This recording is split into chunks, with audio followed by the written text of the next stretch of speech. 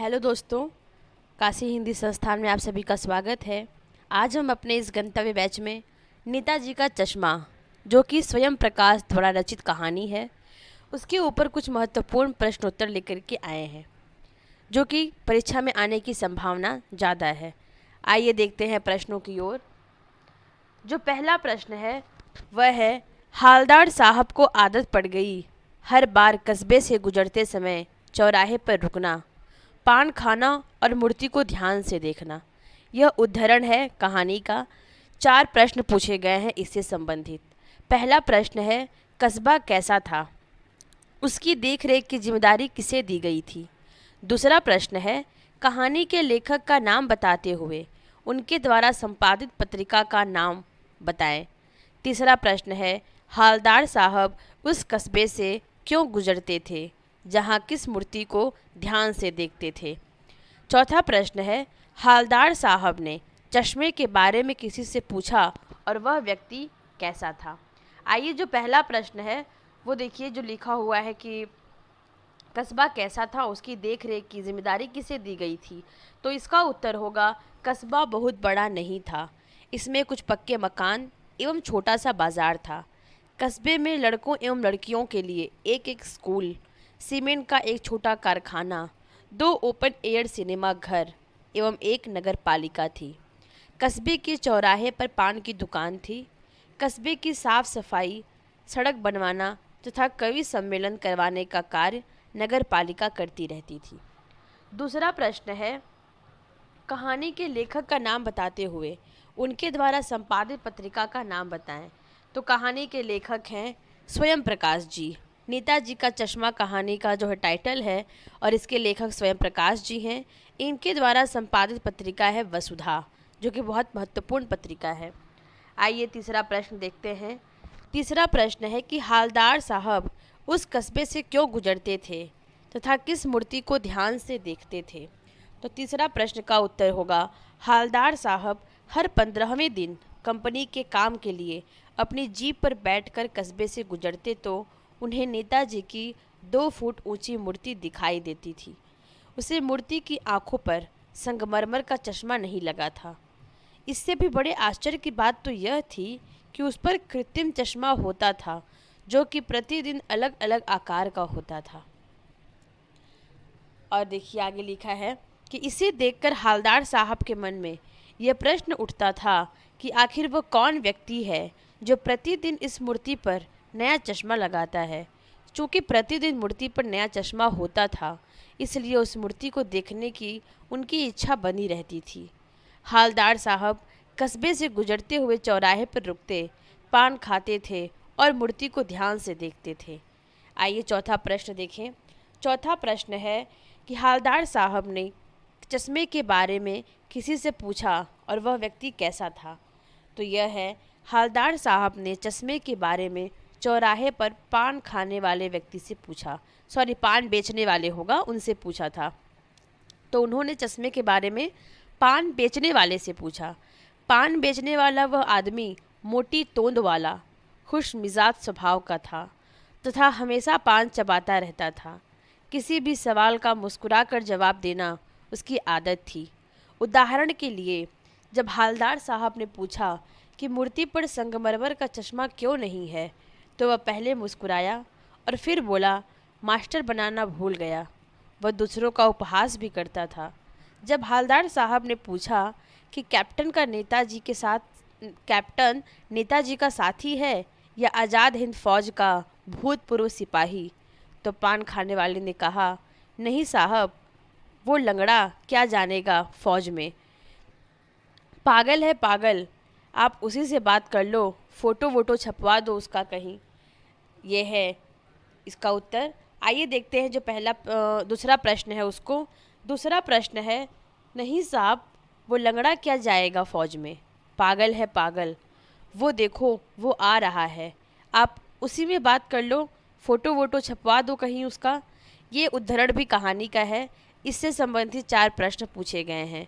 पहला प्रश्न, हालदार साहब को पान वाले की कौन सी बात अच्छी नहीं लगी और क्यों। दूसरा प्रश्न है, सेनानी के न होने पर चश्मे वाले को कैप्टन क्यों कहा जाता था, सोच कर लिखिए। तीसरा प्रश्न, हालदार साहब पान वाले से क्या पूछना चाहते थे और क्यों? पान वाले ने उनकी बात पर क्या प्रतिक्रिया व्यक्त की? चौथा प्रश्न है, चश्मे वाले को देखकर हालदार साहब अवाक क्यों रह गए? चश्मे वाले का परिचय दीजिए। तो पहला जो प्रश्न है कि हालदार साहब को पान वाले की कौन सी बात अच्छी नहीं लगी और क्यों नहीं लगी, इसका उत्तर होगा कि हालदार साहब ने पूछने पर, क्या कैप्टन चश्मे वाला नेताजी का साथी है? यह आज़ाद हिंद फौजी का भूतपूर्व सिपाही। इस बात पर पान वाले ने कहा, नहीं साहब, वह लंगड़ा क्या जाएगा फौज में, पागल है पागल। हालदार साहब को यही पान वाले की बात अच्छी नहीं लगी, क्योंकि उन्हें लगा कि एक देशभक्त का इस तरह मजाक उड़ाना अच्छी बात नहीं है। आइए दूसरा प्रश्न देखें। दूसरा प्रश्न है कि सेनानी न होने पर भी चश्मे वाले को कैप्टन क्यों कहा जाता था, सोच कर लिखिए। चश्मे वाला कभी सेना में नहीं था, ना कभी उसने स्वतंत्रता संग्राम में भाग लिया। वह बेचारा तो खुद अपाहिज था, परंतु नेताजी की मूर्ति पर चश्मा बदलता रहता था। वह अपनी तरफ से नेताजी को चश्मा लगाता था। यह सब देखकर लगता कि वह नेताजी का साथी अथवा फौज का कैप्टन था। तीसरा प्रश्न है कि हालदार साहब पान वाले से क्या पूछना चाहते थे और क्यों? पान वाले ने उनकी बात पर क्या प्रतिक्रिया व्यक्त की? ये तीसरा प्रश्न है और इसका उत्तर होगा कि हालदार साहब पान वाले से यह पूछना चाहते थे कि कैप्टन चश्मे वाले का असली नाम क्या है, इसे कैप्टन कहकर क्यों पुकारते हैं। पान वाले ने उनकी बात पर प्रतिक्रिया देते हुए साफ बता दिया कि अब वह इस बारे में और बात करने को तैयार नहीं। चौथा प्रश्न है, चश्मे वाले को देखकर हालदार साहब अवाक क्यों रह गए? चश्मे वाले का परिचय दीजिए। तो चौथा प्रश्न होगा, कैप्टन चश्मे वाले को देखकर हालदार साहब अवाक रह गए क्योंकि वह एक बूढ़ा मरियल सा लंगड़ा आदमी था। सिर पर गांधी टोपी, आंखों पर काला चश्मा लगाए, एक हाथ में संदूकची और दूसरे हाथ में एक बांस पर टंगे चश्मे लिए आ रहा था। इनके लिए अपनी दुकान भी नहीं थी, बहुत से वह फेरी लगाकर अपने चश्मे को बेचता था। वह अपने चश्मे को बेचने के साथ साथ देशभक्ति भी था। देशभक्त होगा यहाँ पर कि देशभक्त भी था, इसलिए बिना चश्मे के नेताजी की मूर्ति के लिए रियल चश्मा पहना दिया था और ग्राहक की मर्जी के अनुसार इस चश्मे को बदलता भी रहता था। आइए तीसरा प्रश्न देखते हैं। तीसरा प्रश्न है, क्या होगा उस कौम का जो अपने देश की खातिर घर गृहस्थी, जिंदगी, सब कुछ होम कर देने वालों पर भी हंसती है और अपने लिए बिकने के मौके ढूंढती है। 4 प्रश्न पूछे गए हैं। पहला है, नेताजी का चश्मा कहानी हमें क्या संदेश देती है? अपने विचार स्पष्ट करें। दूसरा प्रश्न है, अपना सब कुछ होम कर दिया, किस पात्र पर यह सटीक बैठता है तथा किस प्रकार? तीसरा प्रश्न है, उपयुक्त कथन में किस बात पर चिंता व्यक्त की गई है? और चौथा प्रश्न है कि हालदार साहब ने यह वाक्य कब, कहाँ और क्यों कहा? देखिए, पहला जो प्रश्न है कि नेताजी का चश्मा कहानी हमें क्या संदेश देती है, तो इसका पहला उत्तर होगा, नेताजी का चश्मा कहानी हमें यह संदेश देती है कि राष्ट्रीयता की भावना रखने वाले निजी स्वार्थों को कभी भी महत्व नहीं देते।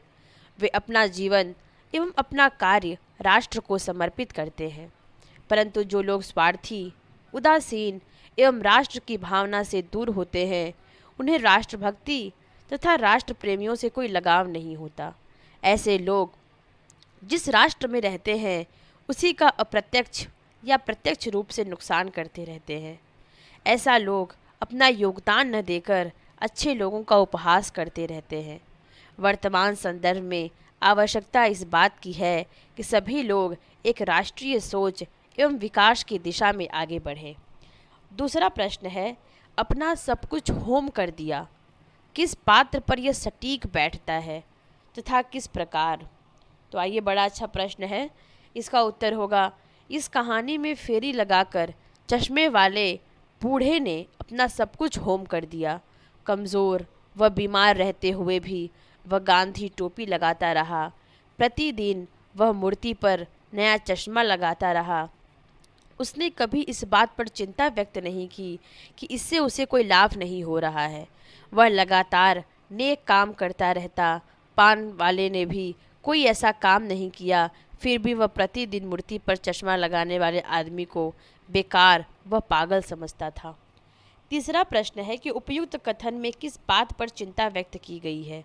तो उपरोक्त कथन में इस बात पर चिंता व्यक्त की गई है कि देश में एक ऐसा वर्ग भी है जो अच्छा सोचने और अच्छा करने वालों का मजाक उड़ाता है। जब अच्छा कार्य करने वाले अपने सर्वस्व की भी चिंता नहीं करते, वे हर पल राष्ट्रीयता की भावना से ओतप्रोत रहते हैं। पाठ के संदर्भ में समझने से पता चलता है कि एक व्यक्ति जो बूढ़ा व लंगड़ा है, वह सिर पर गांधी टोपी लगाता है और प्रतिदिन नेताजी की मूर्ति पर चश्मा लगाता है, वह भी अलग अलग तरह का। इसके विपरीत पान वाला उसे लंगड़ा, पागल आदि कहकर उसका उपहास करता है। चौथा प्रश्न है, हालदार साहब ने यह वाक्य कब कहा और क्यों। तो इसका उत्तर होगा, एक दिन जब हालदार साहब ने देखा कि मूर्ति पर किसी तरह कोई चश्मा नहीं लगा, तो उन्हें इसका कारण जानने की इच्छा हुई। उस दिन चौराहे की अधिकांश दुकानें बंद थी। वह पान की दुकान जिस पर हालदार पान खाते थे वह भी बंद थी। जब अगले दिन भी नेताजी की मूर्ति की आंखों पर चश्मा नहीं दिखाई दिया, तो हालदार साहब ने पान खाने के बाद पान वाले से पूछा कि आज तुम्हारे नेताजी की आंखों पर चश्मा क्यों नहीं है। तो उसने अपनी धोती के सिरे से आंखें पोंछते हुए कहा, साहब कैप्टन मर गया। हालदार साहब ने ऐसा इसलिए पूछा क्योंकि बहुत दिनों से कभी ऐसा हुआ ही नहीं था जब उसे नेताजी की आंखों पर अलग अलग तरह का चश्मा दिखाई न दिया हो। तो यह कुछ प्रश्न थे जो कि महत्वपूर्ण थे। आप लोगों को इसका पीडीएफ चाहिए होगा तो टेलीग्राम चैनल पर जुड़िएगा, इसका लिंक डिस्क्रिप्शन बॉक्स में डाला हुआ है और बाकी सभी नोट्स भी आप लोगों को वहाँ अवेलेबल हो जाएंगे। वहाँ सारे वीडियो के लिंक भी दिए हुए हैं, आप लोग देखते रहिए, बहुत इससे मदद मिलेगी आप लोगों को। धन्यवाद।